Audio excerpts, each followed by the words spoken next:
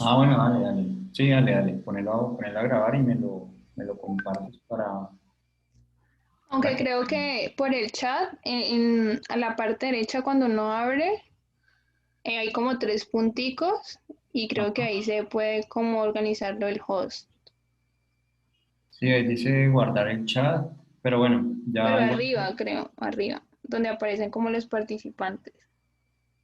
Sí, es que antes aparecía allí la alternativa de poder hacerse anfitrión, pero igual Andrés ya está haciendo el favor de grabar.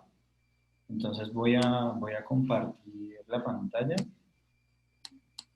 y seguimos donde estábamos. No sé hasta dónde quedó, porque es que yo me di cuenta que me había quedado sin internet porque se apagó la cámara y se cerró así, pum, la sesión.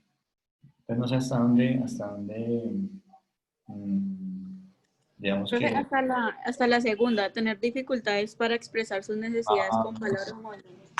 vale, entonces tenemos esa característica de esa imposibilidad, entonces para que aquellas cosas que son habituales para nosotros como gestos del rostro, señales, eh, indicar, por ejemplo, un lugar con la mirada, con un guiño, ese tipo de elementos de cómo nos estamos sintiendo, de qué necesitamos, sea completamente difícil, imposible para un TEA.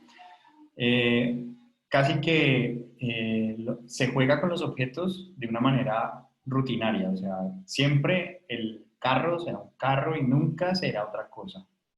Por lo tanto, no se va a encontrar juegos de simulación. Por eso, eh, el juego simbólico, digamos que esta función simbólica, esta formación simbólica, pues parte de los juegos de simulación, el hecho de que yo pueda simular el estado mental de otro, que pueda imaginarme cómo piensan los demás, etcétera, pues proviene de la capacidad también de esta posibilidad que me da el juego de que una cosa también puede ser otra. Entonces, en el TEA lo que encontramos es la imposibilidad, por ejemplo, para realizar este tipo de juegos. Juegos de simulación, juego de roles, por ejemplo, va a ser muy, muy complicado eh, que haya improvisación dentro de ese juego, ¿vale? Con un TEA, digamos que la improvisación va a ser casi que imposible, imposible. Si se le dijo que iba a hacer esto, él lo hará y punto. No va a haber, digamos, que variaciones, fluctuaciones. Eh, entonces, desde esa perspectiva, las cosas, absolutamente todas las cosas, van a ser utilizadas por su función y punto. Nunca van a cambiar de función, siempre seguirán siendo las mismas. Vamos a encontrar repeticiones de acciones que se denominan conductas auto eh, eróticas o estereotipadas, repetitivas, mecerse, ¿vale? Podemos encontrar el aleteo de las manos, digamos que mover las manos sea como una forma, digamos, de estimulación, ¿sí? Entonces las repeticiones de acciones, movimientos puede ser con todo el cuerpo o con alguna parte del cuerpo, movimientos que son repetitivos, como si fueran especie de tic, que lo que generan es un beneficio para la persona, para el autista. Poderlo hacer, repetirlo una y otra vez. Los cambios de rutina, con lo que estábamos hablando ahorita de la espontaneidad, digamos las variabilidades, las adaptaciones a situaciones que no estaban contempladas dentro de la estructura inicial, dentro de la organización inicial, pues van a estar, digamos, dentro de este marco de acción como una posibilidad para poderse habituar a esos cambios de rutina. Por eso, digamos que si nosotros vamos a atender o vamos a tener, digamos, dentro del consultorio a una persona con TEA, la idea es que si nosotros alquilamos consultorio, que sea igual, que ojalá sea el mismo consultorio siempre. Porque a veces cuando ustedes estén ya laborando, alquilamos consultorios y digamos que nos dan el consultorio que está disponible para el momento que nosotros vamos a atender. ¿Vale? Entonces, si tenemos un TEA, pues podemos justificar un poco por qué queremos que nos sigan asignando el mismo consultorio para atender a ese paciente. Porque hay serias dificultades para esos cambios de rutina, distribuidos espacios, organización del ambiente, es decir, no se podrían ustedes poner un poco creativos. Si empezamos a sospechar que hay TEA y empezamos a modificar el ambiente y no hay ninguna expresión negativa respecto a ese cambio en el ambiente, pues digamos que podríamos decir que no sería un TEA tan claramente, ¿vale? Tener reacciones poco habituales entre diferentes estímulos, que son la hipersensibilidad en suma, entonces lo que es tacto, los aspectos de las cosas, las figuras, las formas, casi que es como si yo estuviera habituado, supongamos que yo tengo mi barba todo el tiempo, si me la quito, pues va a ser toda una aventura volver nuevamente a esa adaptación, a ese nuevo aspecto. Es normal también que empiecen a aparecer pérdidas dentro de las ganancias que se estaban dando al interior del desarrollo. Por ejemplo, que si habíamos ganado en lenguaje, podemos volver nuevamente al lenguaje repetitivo, polárico. Esas pérdidas, digamos, dentro del desarrollo, como involuciones en el desarrollo, digamos que son como conductas típicas dentro del TEA. Hay algunos señales, digamos, de alarma que nosotros deberíamos de prestarle muchísima atención y que deberíamos nosotros de casi que pues aprendernos, tenerlo como a la mano, digamos que todo el tiempo. Es, por ejemplo, antes de los 12 años, perdón, 12 meses, antes del primer año, no poder responder al nombre, digamos que esa dificultad, digamos que es bastante llamativa, que nosotros llamamos a una persona por su nombre, normalmente hay una respuesta a ese llamado. No responder a ella, digamos que es una señal importante de alerta, de alarma, que deberíamos de prestarle más atención a esa persona, a ese niño en particular. Entonces, si ustedes, por ejemplo, trabajan en instituciones de protección infantil, donde tienen sala cuna, y en sala cuna tienen pues, niños de 12 meses de edad, y preguntarle a las jardineras, a las que cuidan a los niños, cómo reaccionan, si reaccionan a su nombre o no reaccionan. Es importante, digamos, de advertirlo a tiempo. Lo que mencionábamos inicialmente, aquellas cosas que nos llaman la atención, por ejemplo, a cualquier niño, le llamaría la atención, ¿cierto? Pues un avión, le llamaría la atención un carro, le llamaría la atención de pronto un perro que apareciera, ¿cierto? Si no se señala, si no se indica, si no se muestra interés hacia estos eventos que normalmente no son cotidianos, digamos que si yo crezco en una finca donde todo el tiempo veo perros y todo, pues digamos que eso no va a ser llamativo para mí, pero si veo algo que se sale de lo normal, que normalmente no voy a ver típicamente, por ejemplo un colibrí dentro de la zona urbana, digamos que no es muy típico de encontrar, pero sí pues llamaría la atención, ¿cierto? El hecho de observar, por ejemplo, un cucarrón, una cucaracha, o sea, algo que nos... Si yo no reacciono, si no lo miro con interés, entonces pues sería también una señal de alarma. Peligro, señalar, indicar. Digamos que, por ende, el TEA, digamos que se convierte en un asunto de nosotros decir, parece que qué tanto responde al mundo exterior se nos convierte como en un indicador importante. Responder al nombre, alguien me llamó, respondo a eso. En el ambiente hay algo que se movió, que se sale de lo típico, de lo habitual, señalarlo, indicarlo. Y vamos a tener como dos momentos del desarrollo importantes dentro del TEA, los 18 meses y los 2 años. Igual ahorita vamos a profundizar un poco más en ello, pero casi que diríamos que entre más temprano lo detectemos, entre más signos de alarma encontremos, más tempranamente podemos empezar. Así no estemos seguros de que tiene TEA, tratarlo como si lo tuviera, no indicándole al padre, mira, yo creo que tiene TEA sino Vamos a fortalecer el desarrollo porque no es normal que no responda su nombre a esta edad. No es normal que no señale, ¿vale? No le vamos a poner de una vez el diagnóstico. Porque para poner el diagnóstico necesitamos por lo menos 18 meses, ¿vale? Por lo menos 18 meses. También algunas madres refieren cuando cargan a sus hijos que son rígidos, parecen como una tabla, no se adaptan como al contacto, al otro, como si uno estuviera cogiendo un objeto. Normalmente esas señales, pues digamos que no las encontré dentro de los indicadores bueno, pues ofrecidos en la literatura, pero pensándolo como señal de alarma, normalmente la respuesta entre la caricia, entre la cargada por parte de un ser querido, pues debería haber una reacción en consecuencia. Digamos que la sensación de no respuesta, digamos que llama también la atención.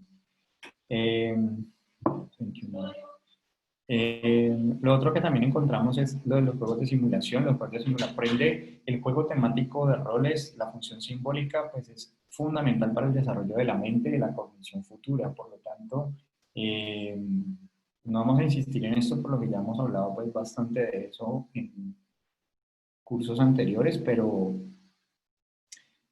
los 18 meses de edad indicarían de que ya las cosas pueden tener otro papel, que una caja puede ser un cohete, un carro, ¿vale? Cuando no empieza a suceder este tipo de juegos de cambio de funciones simbólicas, pues también es una señal de alarma. Hacer de cuenta que es muy complicado. Si vamos a proponer juegos de simulación y vamos a jugar a los príncipes y las princesas y nos ponemos las coronas y vamos a jugar y no se puede hacer, es un indicador de alarma. Otro elemento también es el asunto de buscar o evitar el contacto visual. Es como si se fijara la mirada en un punto fuera de cualquier contacto visual. Está en otro mundo distinto. Querer estar aislados, querer estar solos, pues también es una señal de alarma, sobre todo en los niños de la primera infancia. Normalmente, dentro de las neoformaciones y dentro de las actividades rectoras de la primera infancia está el juego con pares, está las relaciones sociales, está querer estar con otros. Entonces, el irse al otro polo, irse a la no relación social, pues es otra de los indicadores de cuidado, de alerta. Y tener dificultades para poder hablar de mis sentimientos, poder detectar los sentimientos de otros, pues también es otra señal de alarma que ya habíamos hablado. Si encontramos retrasos en el habla o en el lenguaje, es un indicador también de alarma. Normalmente el lenguaje en las personas con TEA es como un indicador clave dentro del TEA. Porque las situaciones sociales pues, se pueden deber a diferentes... Por ejemplo, yo puedo tener un problema de salud mental y ese problema de salud mental me imposibilita, puedo tener ansiedad, puedo tener depresión, puedo tener un trastorno de estrés postraumático, ¿vale? Puedo tener diferentes problemas psicológicos que me restringen mi participación social, ¿vale? Pero es difícil encontrar la explicación de un problema psicológico que haga que mi lenguaje se vea disminuido, que mi lenguaje se vea en retroceso. Entonces, la explicación para normalmente los problemas de lenguaje es un indicador de TEA. La ecolalia, que ya hemos mencionado, que es como un eco realmente, pues es muy típica de encontrar, casi que como porque repite lo que yo le digo, es un asunto de quedarse con la última palabra, con la última frase, o poder repetir todo el mensaje de memoria, pero no tiene ningún sentido, simplemente como por repetirlo. Dar respuestas que no están relacionadas a lo que se está diciendo, por lo tanto, existe una barrera comunicativa bastante extensa entre las dos personas, no se van a comunicar porque la persona con TEA va a responder lo que se le da la gana, o sea, no está interesado en el otro, en la conversación. y se va a quedar centrado en un solo tema. Es como que, digamos, está hablando de Caballeros del Zodíaco y se queda hablando de Caballeros del Zodíaco. Así a usted no le importa, o si usted no quiere hablar de eso, va a seguir hablando de Caballeros del Zodíaco hasta el cansancio, hasta que termine. ¿Sí? Eh, entonces usted le puede preguntar y va a responder cosas relacionadas al tema que esté interesado. Caballeros del Profe, Zodíaco. ¿Sí? una pregunta. Cuando hablas del lenguaje, bueno, ¿te refieres o sea, al tipo de respuesta o hablas sobre de pronto también dificultad para pronunciar? O sea, sí, pronunciar palabras. Sí, digamos que en lo que estamos hablando de habla estarían las dificultades de pronunciación. Todo lo que sería el lenguaje expresivo sería habla, destrezas de habla. En el lenguaje estarían todas las estrategias comunicativas, tanto verbales como no verbales, y por lo tanto entonces esta es la espontaneidad del lenguaje, es decir, que yo pueda narrarte algo con una intencionalidad y que en esa intencionalidad pues tú puedas entender que tengo una intención, que tengo eh, un para qué inicié la conversación y que hay un intercambio comunicativo. Entonces, normalmente seguir instrucciones pues implica respetar turnos, hacer algunos acuerdos. ¿Sí? Entonces, mmm, las dificultades de habla estarían centradas exclusivamente sobre la expresión del lenguaje. ¿Eso qué implica? Que pueden retroceder a hablar como si fueran bebés, como si estuvieran siendo muy mimados. Entonces, destrezas que ya habían ganado, digamos que ya pueden decir carro perfectamente, pero de un momento a otro empiezan a decir ese gallo, run run. Ese tipo de elementos van a aparecer en las destrezas de habla. En las destrezas, en las dificultades del lenguaje, que nos vamos a encontrar es más dificultades relacionadas con la comunicación, es decir, con la intencionalidad comunicativa, con tener una finalidad, que tú me entiendas lo que te quiero decir. Si yo tuviera TEA en este momento, ante tu pregunta, digamos que yo seguiría hablando de otra cosa. No, ahí estaremos hablando de una dificultad del lenguaje, porque de habla no es, tú me entiendes lo que digo, no estoy hablando ni con dislalias, ni con ecolalias, ¿bien? No es una dificultad a nivel expresivo, pero si empiezo a nivel de lenguaje a hablar incoherencias, a seguir monotemático, casi que en un monólogo, por decirlo así, tendríamos ya la dificultad del lenguaje, ¿vale? Entonces, Vale, se presentan de forma simultánea, no significa que o es lo uno o es lo otro, casi que podemos encontrarlo al mismo tiempo. Y vale mucho la pregunta, claro. Dar respuestas, entonces, que no están relacionadas a las preguntas que se le hacen.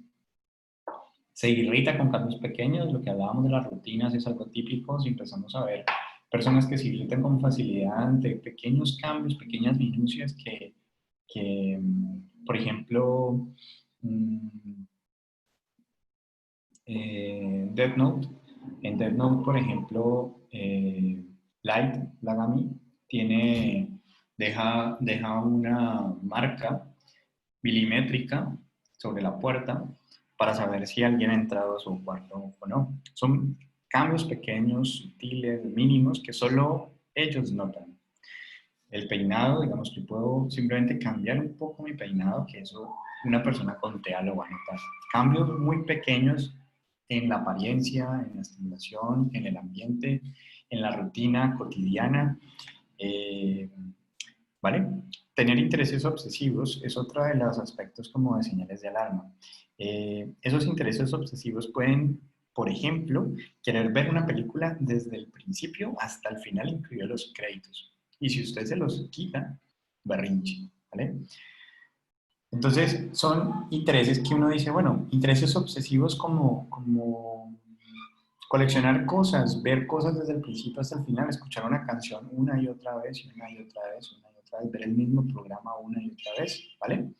Eh, es algo que es completamente irracional, completamente repetitivo, ¿vale? No tiene, digamos que, una función, pero es como lo que se ha planteado. Eh, ya habíamos hablado de lo que tiene que ver con estos movimientos estereotipados, que son repetitivos, el aleteo de las manos, girar en círculos, mecerse, darle vueltas, digamos, a un objeto, digamos que es típico en personas con TEA, tener reacciones poco habituales al sonido, ¿vale? A las diferentes, digamos, estimulaciones. Reacciones poco habituales es que como si el estímulo fuera completamente aversivo, completamente peligroso. Bueno, mi amor, gracias. ¿Sí? Completamente aversivo, completamente peligroso, completamente molesto, incómodo, ¿vale? Eh, pero también, como hablamos de espectro, pues podemos encontrar personas que quieren repetir ese sonido, quieren repetir ese olor, quieren volver a experimentarlo. Como Patrick Süskind en El perfume, ¿sí? Como la novela del perfume, eh, es esa obsesión por el olor, por el olfato, por capturar, digamos, la esencia de la persona a través del olfato, ¿vale? Entonces, no nos debe sorprender que en el autismo, que en un TEA, tenemos personas que se aproximen demasiado, exclusivamente, casi que no reconozcan el límite, no reconozcan al otro. Entonces, eso nos lleva a que entendamos que estas repeticiones constantes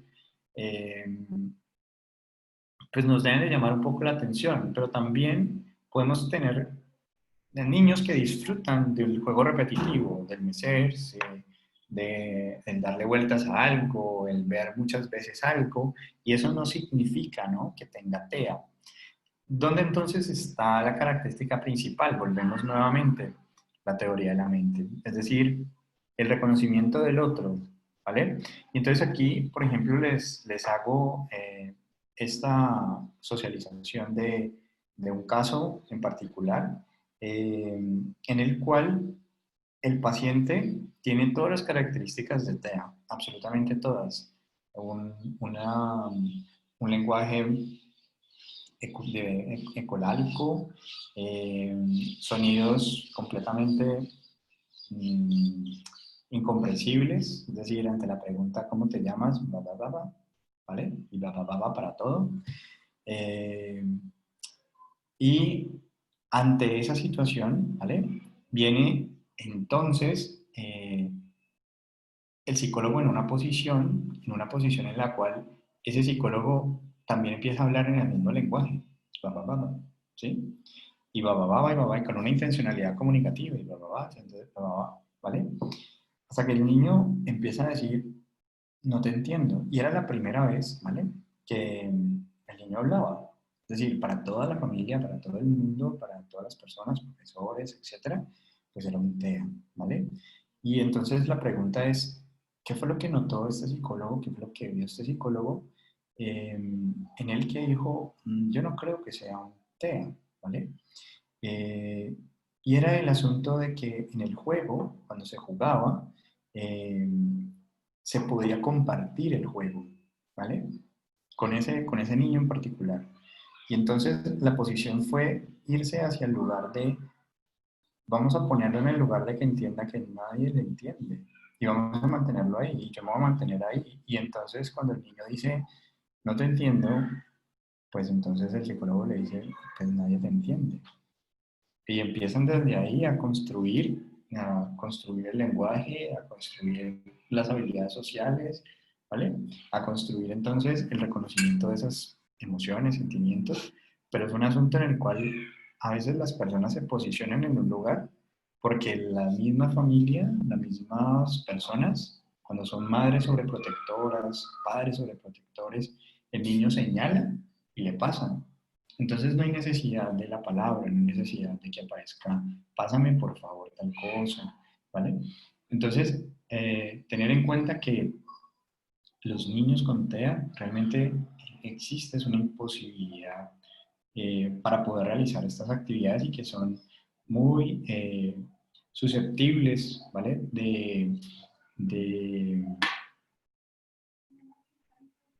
no tenemos, digamos, factores que nos permitan explicarlo. Es decir, no tenemos padres o madres que son sobreprotectores o que limitan el desarrollo, que restringen, que lo limitan y entonces lo mantienen aislado porque no le gusta que socialice con otros, lo mantienen no le permiten que juegue libremente, sino que juegue. Entonces el carro es un carro, el carro no se usa para otras cosas, el carro es para andar por aquí, no es un avión, no es nada.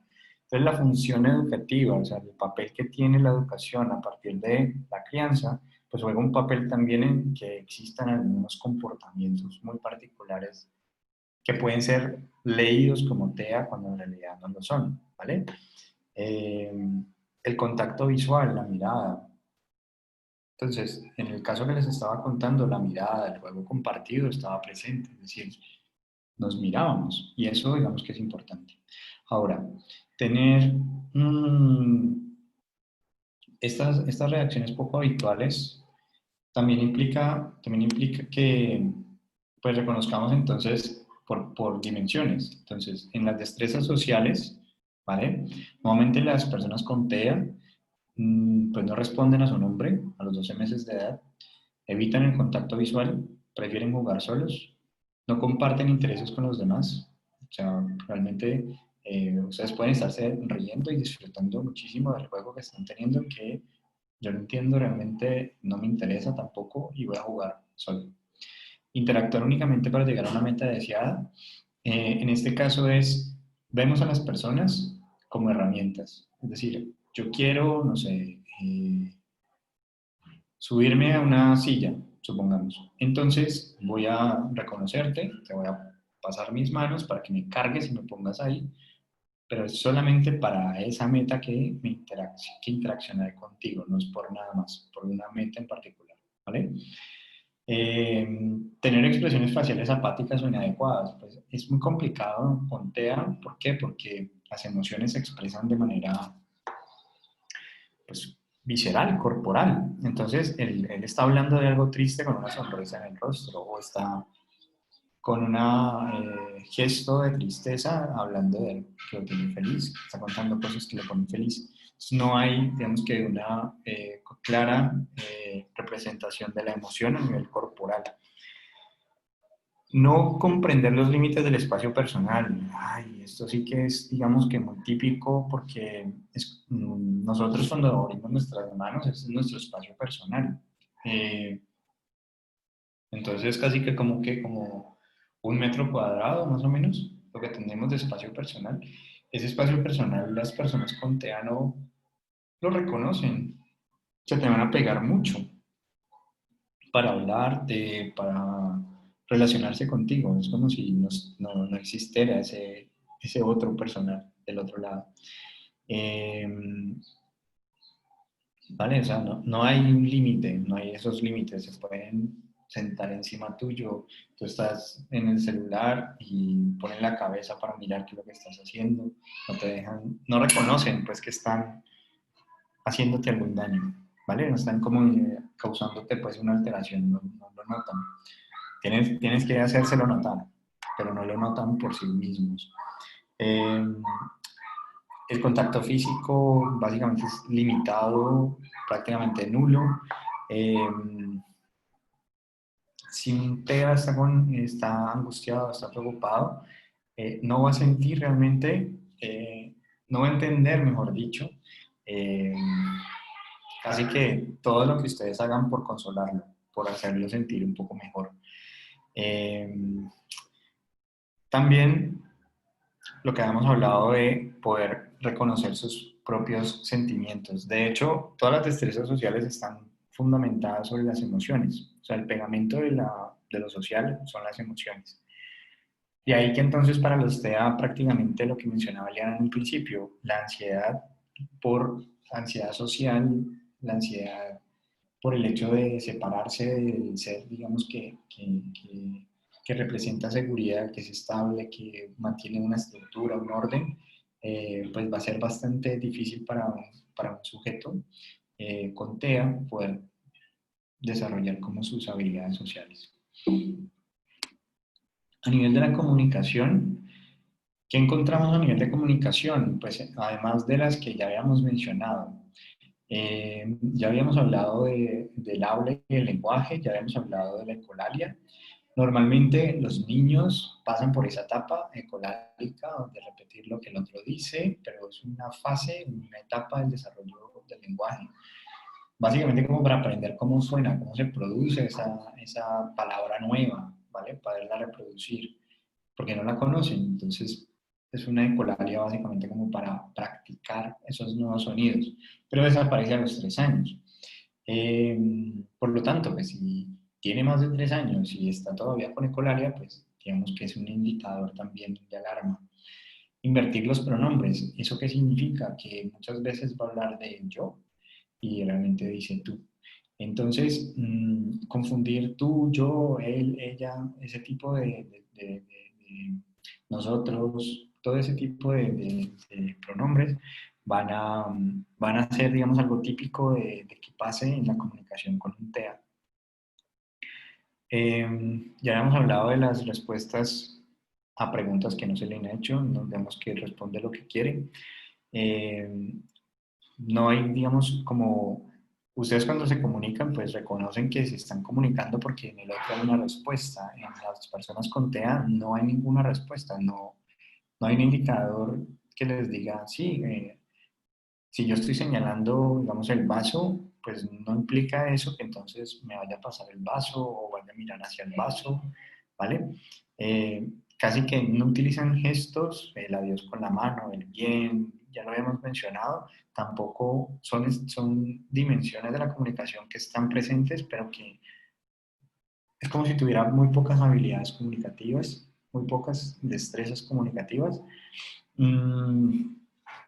Casi que el hablado también es un tanto distinto, digamos que no hay variaciones en la entonación, se cuenta todo de una misma forma. Si se está contando algo triste, no sabemos que se está contando algo triste porque lo está contando como contaría que cumplió años o que le dieron un regalo. No hay ninguna alteración. En algunas ocasiones puede terminar hablando como si fuera un poco mexicano, con entonaciones. Entonces, si por ejemplo el niño pasa mucho tiempo viendo programas de televisión, pues entonces en esos programas, si es españolete, pues entonces va a terminar con ese tono cantado. Si es mexicano, va a tener esa misma como pronunciación. Entonces también verificar un poco con quién se está relacionando, porque a veces estas entonaciones, variaciones, formas de hablar, pues están relacionadas principalmente con el tiempo que pasa frente a una persona que tiene esa misma entonación. Lo de juegos de simulación, que ya lo habíamos hablado, y el sarcasmo, las bromas, los chistes, o sea, la doble intención nula. ¿Por qué? Porque la teoría de la mente se basa también en el doble sentido, en que una cosa puede ser otra. Por ejemplo, si tenemos no sé, en el Dollar City hace poquito había una cabeza de un zombie que uno aprieta y entonces sale el cerebro del zombie, ¿no? Entonces uno podría decir, si la abuela compró eso, entonces el zombie de la abuela, ¿no? Entonces eso tiene doble sentido. Estamos hablando del zombie de la abuela, pero también podríamos referirnos a la abuela como si fuera un zombie.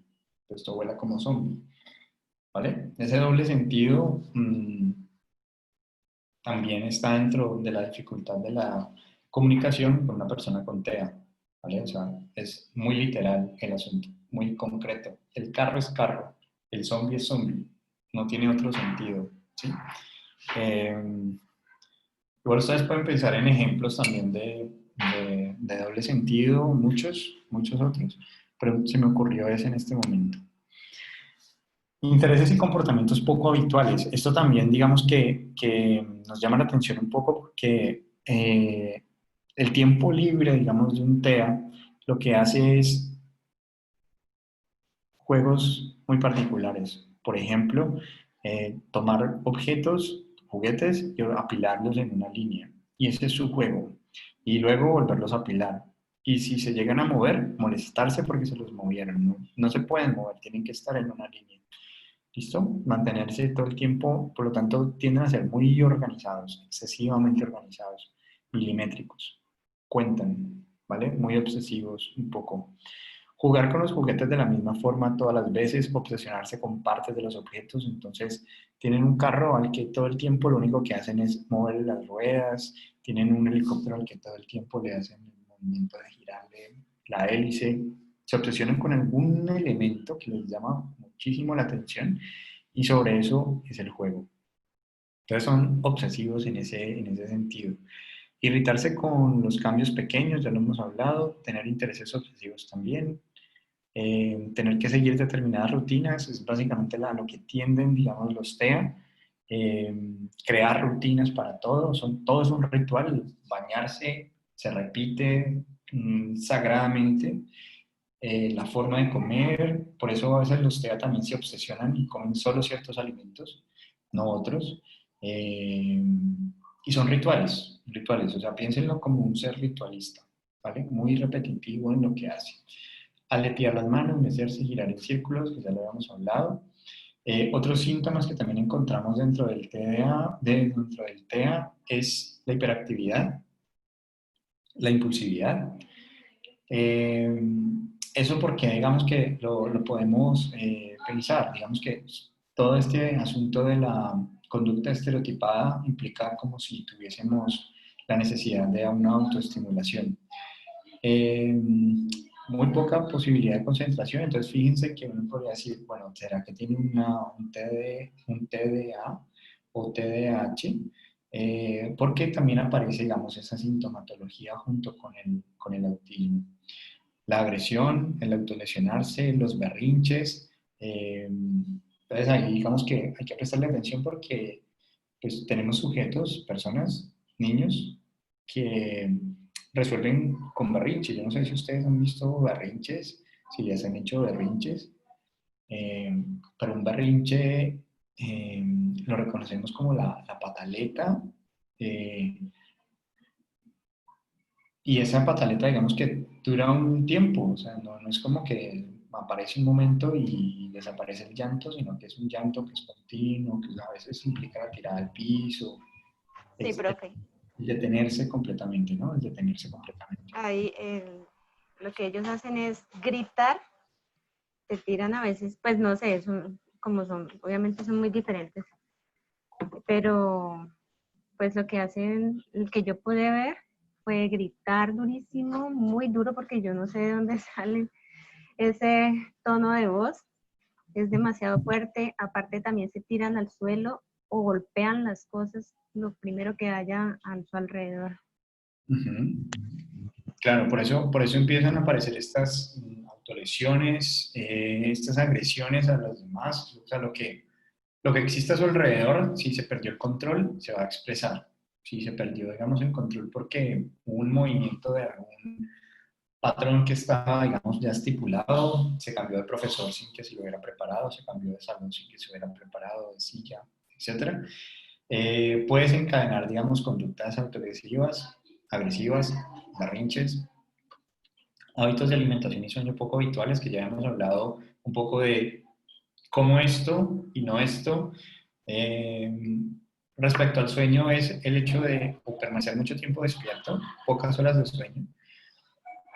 Esos hábitos de sueño, también por eso muchas veces las recomendaciones están respecto a si duerme bien, porque el sueño, digamos que tiene un efecto terapéutico. Entonces, casi que preguntar un poco por la cantidad de horas de sueño, a qué hora se acuesta, a qué hora se despierta, pues también es un efecto beneficioso para el desarrollo, digamos, de una persona con TEA. O sea, mejora un poco el pronóstico en términos de ocuparnos de higiene de sueño. Estado de ánimo, reacciones emocionales poco habituales, falta de miedo o más miedo de lo esperado. Es decir, puedo asustarme horrible, muchísimo ante, no sé, este pan, ¿no? Me da terror, pero no ante, o sea, que nos podría dar literalmente terror, o sea, que, o sea, estoy en el último piso, no sé, de la torre de aquí de Cali, la más alta, y estoy ahí y no siento absolutamente ningún temor. Entonces, Profe, esas... profe, qué pena. ¿sí? ¿Cómo, cómo podemos nosotros intervenir cuando estas reacciones, estos síntomas que se presentan, el niño los utiliza para expresar? No los utiliza como manera de berrinche, sino que el niño no sabe comunicarse, no puede hablar, no puede escribir y la única manera de expresarse es llorando o acercándose a un objeto y golpear ese objeto, llevándote las cosas. ¿Cómo Ajá. trabajamos esto como para poder interpretar esas cosas? Claro, mira que muchas veces vamos a pensar en esto en términos de economía psíquica. O sea, estamos hablando de que muchas de las represiones que hay existen es porque no existe la manera de manifestarlas, de expresarlas. Entonces, toda esta, supongamos, tenemos una situación de inconformidad que normalmente tú y yo resolveríamos hablándolo. En una persona con TEA, la imposibilidad comunicativa lleva a guardar, almacenar esa frustración, almacenar esa inconformidad. Toda esa acumulación de eventos que no pueden comunicarse desencadenan en la autolesión, la agresividad. Entonces, de fondo, lo que en últimas tú dices, ¿cómo intervenimos? Implicaría entonces reconocer cuál es la mejor vía de comunicación con el niño. Es decir, ¿qué disfruta el niño más en términos de expresión de su sentir, de su emoción, de su pensamiento? Porque muchas veces el lenguaje oral surge para nosotros poder casi que contar nuestra individualidad, nuestra personalidad, lo que pensamos. Pero ante la imposibilidad de hacer puente con el otro, entonces, ¿qué otras alternativas de puente podemos hacer? Muchas veces podemos construir, porque muchas veces lo que necesitamos es expresar lo que sentimos. Entonces, dentro de las formas de intervención que tenemos en autismo, nosotros podemos construir pictogramas, ¿vale? Es decir, símbolos que representan cómo nos estamos sintiendo en ese momento. Entonces, yo podría utilizar el pictograma para poderme comunicar, para poder decirle al otro, no estoy conforme con lo que me está pasando, con lo que estás haciendo. Es decir, la hipótesis que hay aquí es, si damos mecanismos de expresión, deberíamos de disminuir la frustración, disminuir la angustia, disminuir la ansiedad, disminuir el problema psicológico, que busca las vías de expresión a través de la agresión, a través de la autolesión, a través del berrinche. Entonces, eso está muy bien que tú reconozcas que no es que el niño quiera manifestarlo de esta forma. Es básicamente una forma de comunicación. Ahora, ¿qué haríamos en términos de reemplazamiento conductual? Es decir, vamos a cambiar que en vez de una agresión, que en vez de una autolesión o de un berrinche, tengas estas estrategias antes de expresión. Entonces, ¿qué cosas pueden funcionar? Desde el dibujo, aquí digamos que apelaríamos a lo estético, a la expresión estética. De hecho, Lina Rengifo, que está por ahí, eh, está trabajando principalmente sobre el arte como una forma de ayudar a las personas a expresarse, a estas personas que tienen una característica de introversión, ¿sí? Ahora, ¿qué podríamos nosotros, o sea, decir, aquí quién podría hablar un poco más acerca de la posibilidad estética para hacer puente con personas que les cuesta relacionarse con otros, comunicarse con otros? Eh, pues sería Lina, pero también, y por eso la invitación a que en la siguiente clase, digamos que nos ocupemos un poco de buscar muchos más mecanismos con artículos de investigación, idealmente, que nos digan, por ejemplo, mira, yo recuerdo que en mi pregrado yo tenía un compañero que estaba trabajando con, o sea, él hacía su práctica en autismo. Y entonces su trabajo de grado era con un caso, porque con todos los autistas no pudo, solo pudo con un autista poder comunicarse. Y entonces el autista tenía habilidades gráficas, o sea, dibujaba muy bien. Y entonces cuando podía hacerlo, cuando tenía las herramientas para hacerlo, casi que era una narrativa gráfica. De hecho, estaba buscando una, pero no la pude encontrar, de una mujer autista que le dan una computadora, de esas computadoras que uno, con dos rueditas que uno dibuja en la computadora y luego borra y vuelve y construye, como que hace esos dibujos. Mm, y digamos que ella, a través de esta herramienta artificial, puede comunicarse, puede entonces crear un guión que da lugar a una película, un documental. Ese documental es premiado, además que se demora ella haciendo eso mucho tiempo. O sea, no es que nosotros digamos, ya logramos encontrar la alternativa. Eh, Foro, Faro de las Focas, creo que es otra película también que se da cuenta la madre de que el niño responde muy bien a las focas, entonces va y lo lleva a que pase tiempo con focas, como para sacarlo de su mundo interior. Ok. Máximo riesgo, Bruce Willis Te tiene un detengo un niño. momentico, qué pena.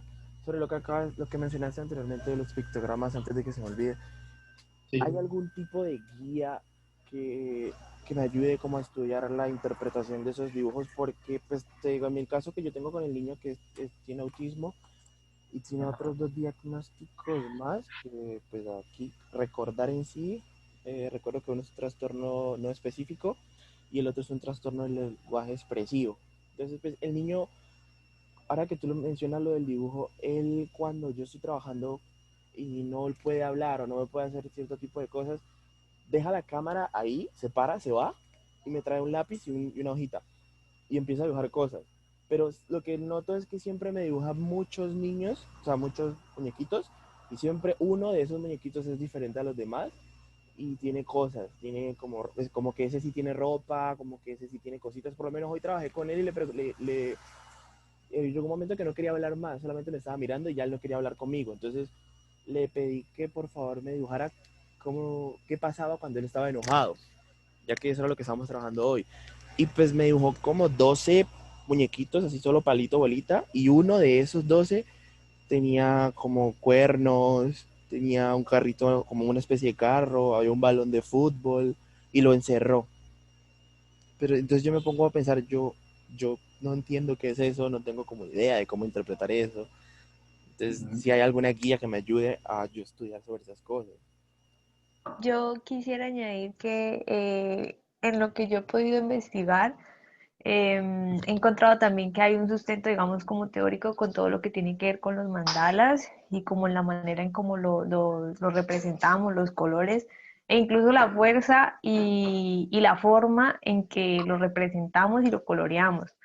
Algo que sí como que recalcaría es lo que comentaba el profesor, sobre todo en niños que se aburren tan fácil. Digamos que si lo vamos a poner a dibujar, puede que el niño se aburra y nos haga el mismo patrón y pues quedamos en las mismas porque si no entendemos a la primera, pues no hacemos nada y nos sigue dibujando lo mismo. Lo único que yo podría decir como allí, como para aportar, sería el uso de todo, de todo estímulo para que ya sea visual, auditivo o incluso táctil, para que el niño logre como representar todo eso que tú estabas comentando. Entonces, si hay mucha rabia de qué estímulo más le llama la atención y cómo lo puedo descargar. Una vez que uno descarga tanto, digamos, contenido, ya sea emociones o psíquico, ya sea corporal o escrito o de cualquier manera, pues física, de pronto el niño te va a empezar a soltar otro tipo de contenido que no, digamos que no era como tan asequible para él. Eso sería como lo que yo podría como aportar a la clase. Sí, de hecho, ahí tendríamos que, por ejemplo, hacer alusión también a lo que son las pruebas proyectivas. O sea, en particular, pensaría que todo lo que es el dibujo de la figura humana, en particular, eh, es decir, recordar un poco, volver a revisar toda la interpretación que se hace. Ella más o menos toma alrededor de unos 1.200, 1.400 casos de niños, eh, y eso permite que entonces, por ejemplo, nosotros no pongamos nuestra interpretación sin la posibilidad de poder tener entonces unos criterios clínicos para poder interpretar un poco mejor, con mucho respeto, que es creo que lo que a Andrés en últimas le preocupa más, que efectivamente toda la intervención, toda la interpretación se haga bajo lo más preciso posible, ¿sí? Sí, Entonces, porque los niños, pues por lo menos en mi caso, los niños a veces, si preguntas algo muy técnico, ellos no saben responderlo. O si es algo muy, muy privado, se quedan en silencio. Entonces, saber cómo llegarle. Porque pues, a mí se me está dificultando mucho. sí, de hecho, pues mira, hay o sea, como sugerencias, digamos, que podríamos tomar, pensaría yo que si quieres, de una vez asignémoslo así, es decir, preparemos para la siguiente clase lo que tiene que ver con la figura humana, particularmente.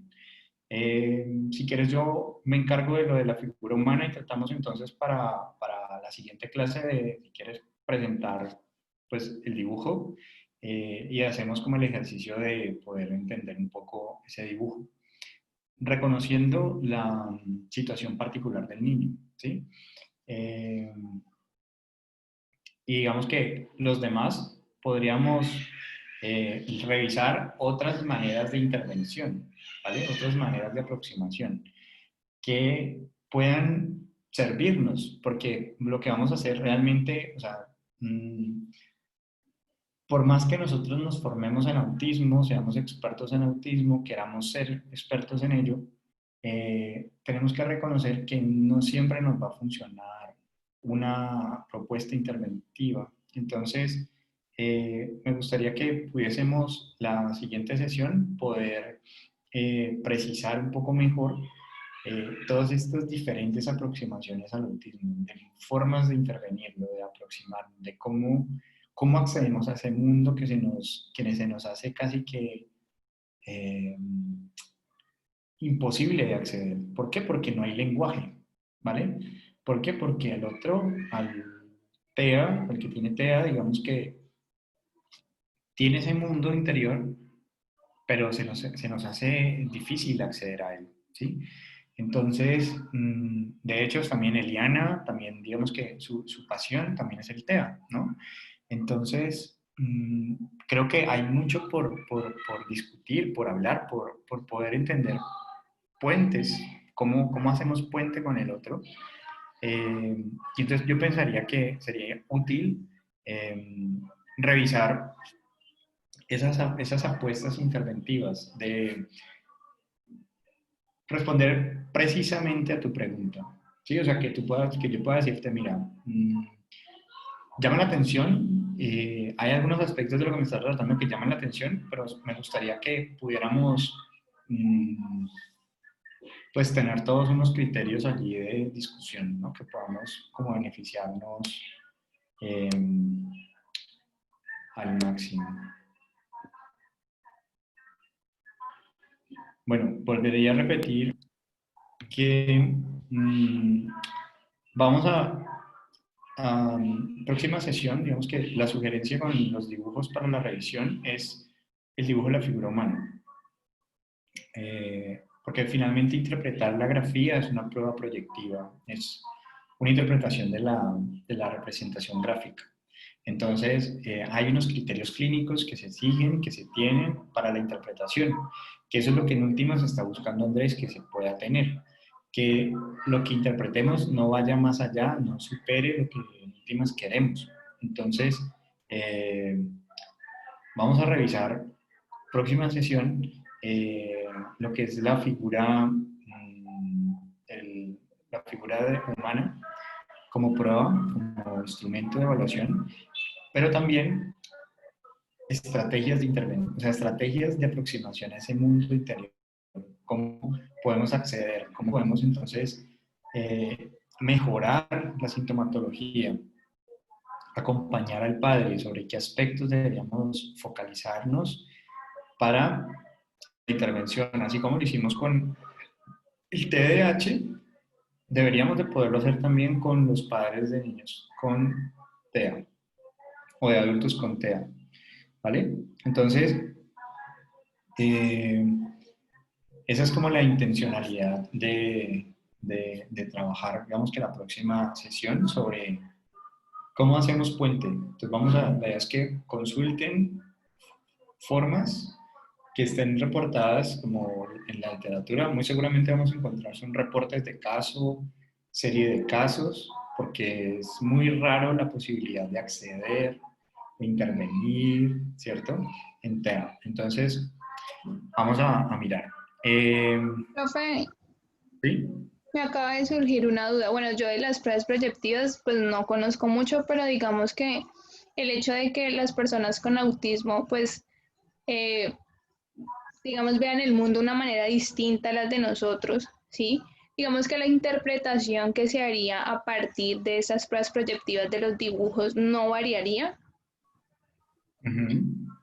Sí, es una muy buena pregunta, porque la comparación que se hace con esos casos clínicos es, tenemos dibujos de personas con problemas psicológicos y dibujos de personas sin problemas psicológicos.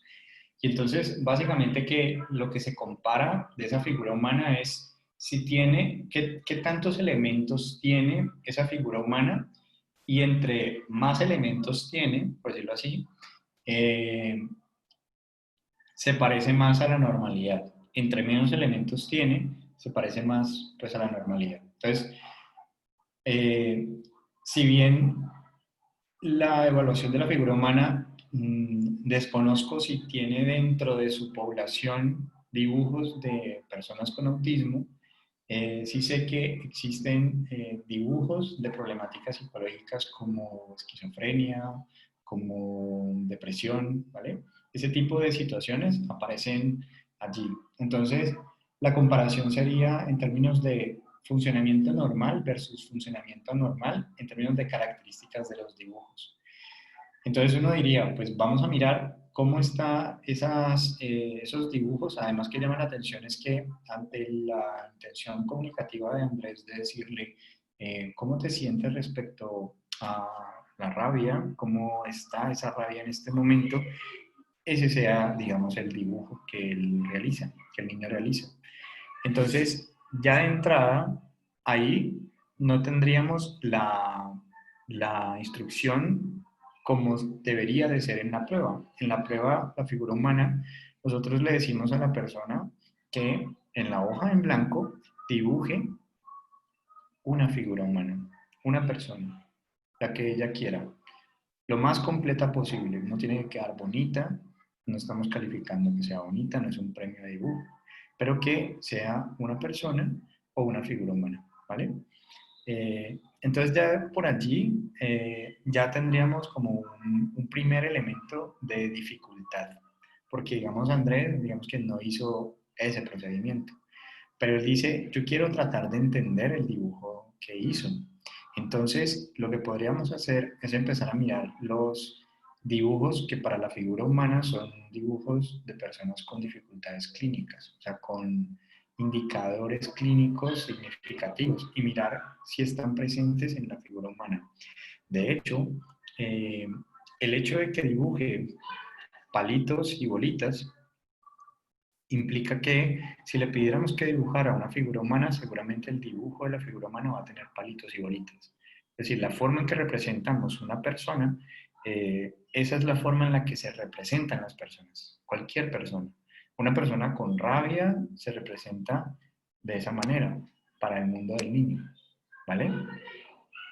Profe, yo pensaría que ahí también es muy importante, o sea, como llevar a cabo, eh, identificar las constantes. Entonces, si tenemos, digamos, limitaciones con el niño para que nos hable de manera verbal, pero logramos, como decía ahorita, hacer uso de todos los estímulos, y identificamos que el niño cuando tiene demasiada tensión y lo ponemos, digamos, como rabia, digamos, utiliza X canción y se descarga de esta manera, y cuando lo identificamos con esta rabia, dibuja esta cosa en específico. Entonces, cuando tenemos como ese tipo de constantes, nos va a ser un poco más fácil identificar cuando el niño, digamos, quiere expresar de todas las maneras, no solamente con la canción, sino que le persiste en el dibujo, le persiste en la manera en cómo se mueve. esta rabia, digamos que el uso de todos estos sentidos nos va a hacer un poco más fácil identificar las constantes y asimismo identificar las emociones que de pronto el niño pues verbalmente no nos puede decir.